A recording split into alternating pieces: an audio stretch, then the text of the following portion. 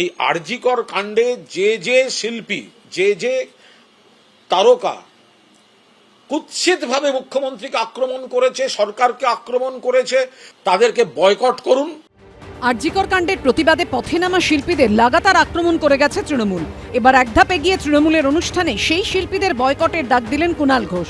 তারপরে একাধিক তৃণমূল নেতার আয়োজিত অনুষ্ঠানে বদলে গেল শিল্পীর মুখ, জানিয়ে সমালোচনায় সরব হয়েছেন বিদ্বজনরা। এই কুল কোয়েস্ট কার্নিভালের প্রধান উদ্যোক্তা 40 নম্বর ওয়ার্ডের তৃণমূল কাউন্সিলর সুপর্ণা দত্ত। সোমবার সেখানে লগ্নজিতা চক্রবর্তীর গানের অনুষ্ঠান ছিল।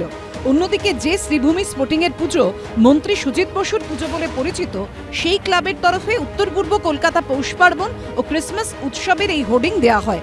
তাতে ছিল অভিনেত্রী সোহিনী সরকারের ছবি। লগ্নজিতা এবং সোহিনী দুজনকেই আরজিকর কাণ্ডের প্রতিবাদ আন্দোলনে দেখা গিয়েছিল। এই যে আজকে যেটা দেখতে পাচ্ছি, আমি আজকাল তো থাকে সব বললে আবার লোকে আবার সেলিব্রিটি চটিচাটা বলবে। এর মধ্যেই সোশ্যাল মিডিয়ায় এই নিয়ে সরব হন তৃণমূলের রাজ্য সাধারণ সম্পাদক কুণাল ঘোষ থেকে তৃণমূলের আইটি সেলের প্রধান দেবাংশু ভট্টাচার্য। তৃণমূল কংগ্রেসের পরিবারের যারা আয়োজক, তো তাদের অনুষ্ঠানে সেই তারকাদের যারা বিকৃত আক্রমণ করেছে তাদেরকে কেন নাচ গান বিনোদনে তাদেরকে কেন ডাকা হবে? কেউ বলেছিলেন হাঁটবো চটিচাটা নই, তিনি কেন তৃণমূল কংগ্রেসের মঞ্চে এসে এখন গান গেয়ে রোজগার করবেন? এরপরে একের পর এক অনুষ্ঠানে বদলে যায় শিল্পীর মুখ। তৃণমূল কাউন্সিলরের উদ্যোগে আয়োজিত কার্নিভালের হোর্ডিংয়ে লগ্নজিতার ছবি থাকলেও সোমবার ঘোষণা করা হয় লগ্নজিতার পরিবর্তে গান গাইবেন নচিকেতা।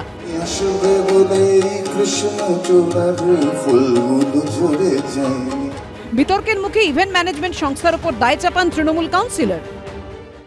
পুরোটা ইভেন্ট ম্যানেজমেন্ট সামলেছেন, আমরা বাজেটও সেই অনুযায়ী প্লেস করেছিলাম। ওনারা যে শিল্পী পেয়েছেন সেই অনুযায়ী ওনারা সিলেক্ট করে আমাদের বলেছেন। কুণাল ঘোষের টুইটের পরে কি শিল্পী বদল হলো? না, দেখুন, এই ব্যাপারে আমরা কোনো রকম কিছু বলবো না।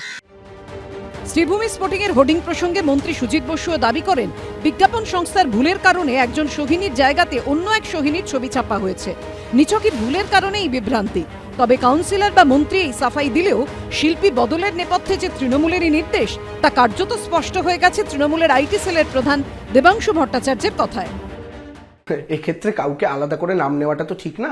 বহু মানুষই আছেন, অনেকে আবার আমাদের কাছে ভুল স্বীকার করেছেন, তো অনেকেই ভুলবশত করে ফেলেছেন, কেউ হয়তো জেনে করেছেন। তো সেই জায়গা থেকে দাঁড়িয়ে আমরা তাদেরকে বলেছি, তারা তাদের মতো করে যারা মনে করেছেন তারা শুধরে নিয়েছেন। শুধুমাত্র শিল্পের কথা ভেবে একজন শিল্পীকে আমন্ত্রণ করা হয়েছে। লকেট চট্টোপাধ্যায় ভালো অভিনেত্রী, কালকে কি তৃণমূলের প্রোগ্রামে তাকেও ডাকতে হবে? সরকার সবার, দলটা আমাদের।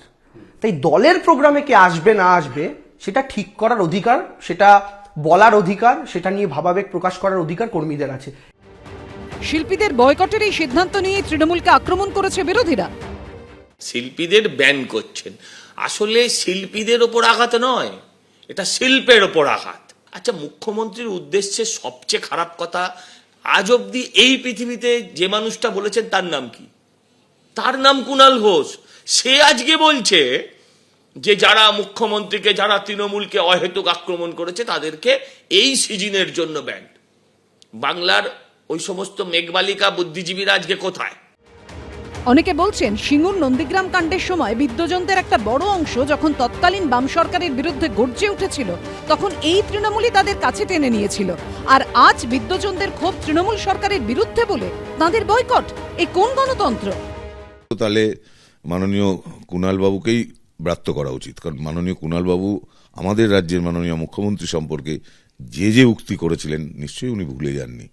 হ্যাঁ, তাহলে তো উনি এত চরম বিরোধিতা করেছেন, আমি বলতেও চাইছি না কথাগুলো টেলিভিশনের পর্দায়। একদিকে মুখে বলছেন শিল্পীদের অধিকার আছে, সবার, গণতান্ত্রিকদের সবার অধিকার আছে, কথাগুলোর মানে দ্ব্যর্থবোধক, মানে দুরকম মানে হয়। তবে তৃণমূল কাউন্সিলরের উদ্যোগে আয়োজিত অনুষ্ঠান থেকে নাম বাদ যাওয়া নিয়ে কোনো মন্তব্য করতে চাননি শিল্পী লগ্নজিতা চক্রবর্তী। অর্ণব মুখোপাধ্যায়, ঐশী মুখোপাধ্যায় ও সত্যজিৎ বৈদ্যর রিপোর্ট, এবিপি আনন্দ।